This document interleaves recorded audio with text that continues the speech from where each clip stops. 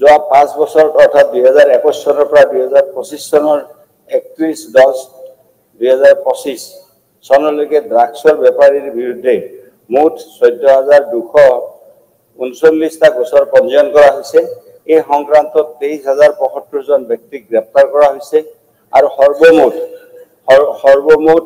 2,882.22 কোটি টকাৰ মূল্যৰ ড্ৰাগছ জব্দ কৰা হৈছে আৰু 434.56 কোটি টকাৰ মূল্যৰ ড্ৰাগছ ধ্বংস কৰা হৈছে আৰু NDPSৰ আইনৰ অধীনত 19.26 কোটি টকাৰ সম্পত্তি জব্দ কৰা হৈছে।